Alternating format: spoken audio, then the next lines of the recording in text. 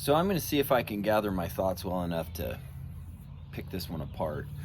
And it's something that I've devoted a lot of time and attention to thinking about because, and the subject today is death and how we look at it and just in general. And I don't think I'm going to be able to explore all its nuances, but it's a super interesting thing that I think a lot of it. And you should know too, I was on a documentary for 10 days with Callie Russell from Alone, season 2. She was my camp cook, and we were doing a really neat project with a guy named Barlow Jacobs, and we really pulled apart like 10 days around a campfire of talking about death. And when you get like a great mind like Callie and the people that were in that setting, you really get to explore that subject. And it's not something I really would have devoted that much time to. But I've spent my lifetime harvesting life through hunting. I've always had a drive to be a predator. Death has always intrigued me through like war movies. There's always been this weird, strange interest I've had with it, and not in a like a in almost like a bystander or viewer, like third party viewer way. I've always like observed it with curiosity, without judgment, and I think as a result of that, I've been able to see death in a unique light. One of the points that after night of discussing it, that really became apparent to me, is that we spend and have spent so much time in humanity, especially currently, keeping ourselves comfortable, that what we've done is we've denounced uncomfortable things, which one of the most uncomfortable things to deal with is a human is death both of another fellow human, our own death, and then the death of animals that keep us alive. For life to exist, death has to exist. And we somehow in humanity, over just the last couple hundred years, we've disqualified death as a valuable thing.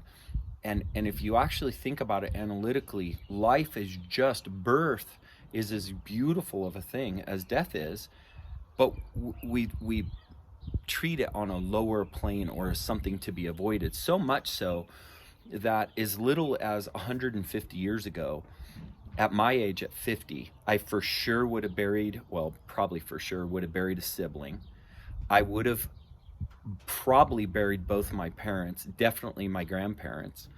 I would have lost probably multiple friends by this age, and I may be close to death myself and would count myself lucky to still be alive. And if I wanted to eat fresh meat, I would have been dealing in death on a daily basis with animals. Now, fast forward to today. And don't forget that 150 years ago, I would have taken people that I was intimately engaged with in life, my mother, my father, one of my children, a sibling, and not only would they have died, I would have washed their body, I would have wrapped them in a bed sheet or whatever, or put them in a wood box that I made, and I would have thrown dirt on them in a hole. So I would have been intricately involved with the death process. I would have seen death happen in front of me. I would have been the dealer of death in animals so that I could eat. Now fast forward just 3 generations, 150 years, and we are actually questioning ridiculous things like, I'll get, as a hunter, in social marketing, I'll get things that people will say like, well, why wouldn't you just go buy your meat from the store? Like that's somehow better for me to hire my hitman and have somebody else do the killing for me and put it in a cellophane wrapper. And now all of a sudden that's better. Now, I'm not disqualifying the need to feed the masses. People have to eat. And factory farming is probably, if we're going to keep large amounts of human beings alive, a reality of it. Would I then hold somebody on a higher plane that they raised that chicken, cut its head off, and then plucked it at home? Maybe, because at least they had the courage to kill it and be a part of the process. And even more so if they went out and discovered it in nature and in a replenishable way, took an animal out of that population in a responsible way and legally, and then ate it at home and fed their family with it. and yet somebody's going to stand, vegan or not, or non-meat eater or not, and be in judgment of that. The fact that that's actually something that somebody would entertain and others would hurrah is so ludicrous and so far from where we were intended to be as human beings existing in this life and death aspect. So just in the harvest of our own food, it's a ridiculousness. Then we take the evolutionary process of losing a human in our life that's significant to us, and the evolutionary maturation that occurs through that suffering and pain that we now take away because we deem humans unable to deal with it. And it happens behind this white door, and a guy in a white robe takes care of it for us. And then we have a makeup strewn, possibly open casket of this human flesh that used to be our parent, our daughter, our friend, or whatever.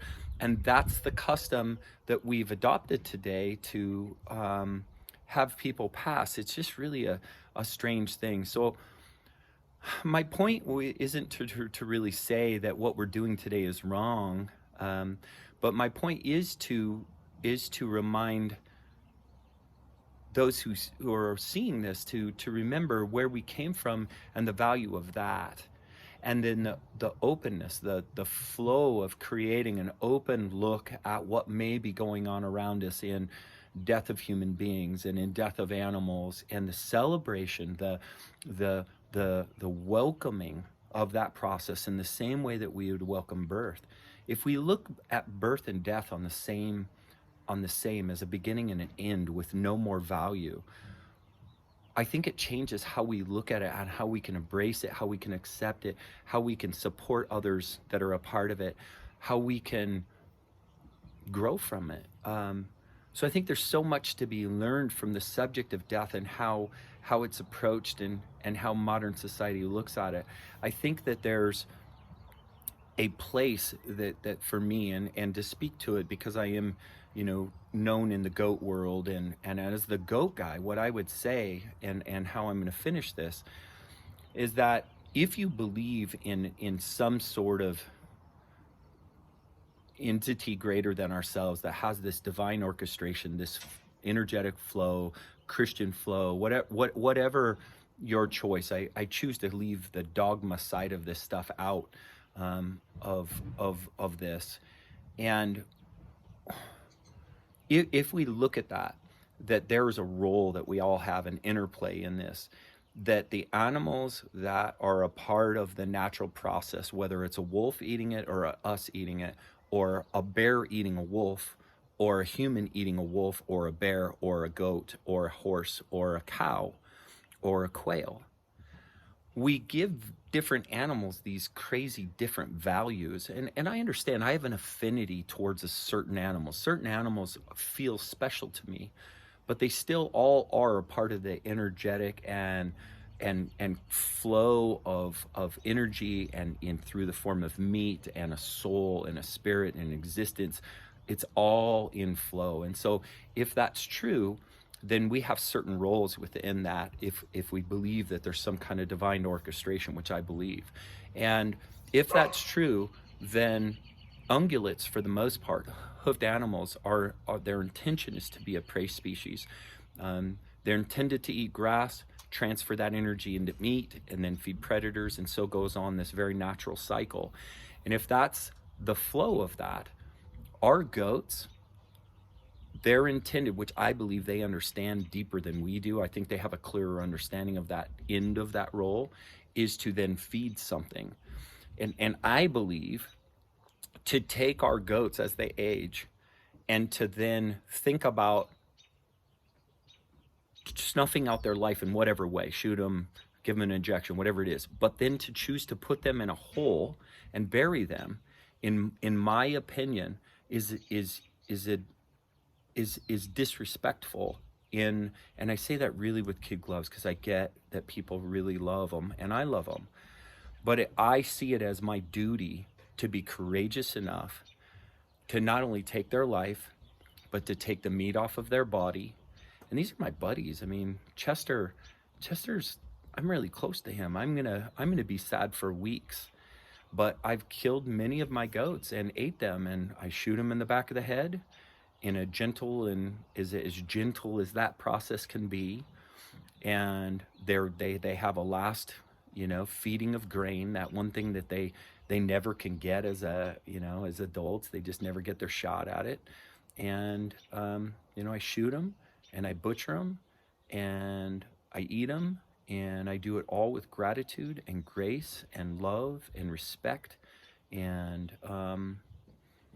maybe this will change how you do that. I just if you need somebody else to do that for you, I totally understand that. It takes massive courage. And if you need somebody else to consume them, I get that too. But I guess, you know, if we're going to do that kind of stuff and we're going to take responsibility for it, you know, do it in a loving way, do it in a grateful way. Make sure it feeds somebody and celebrate it. It is a celebration of a life that has now transitioned into the next step. And again, like they transitioned into life, it's just as beautiful. So my hope of this is to be some food for thought, and to potentially kind of change the way we look at that, because it just does have such a great chance to be this profound lesson and these opportunities to learn for our children and for ourselves. And I think we've kept ourselves so comfortable. We've kept ourselves from some of the most beautiful lessons that we have the opportunity to learn. So I guess that's it. I don't know if I pulled it apart as well as I hope to, but I'm curious to hear your thoughts, and I'm just curious to hear your thoughts. So I hope you find that interesting.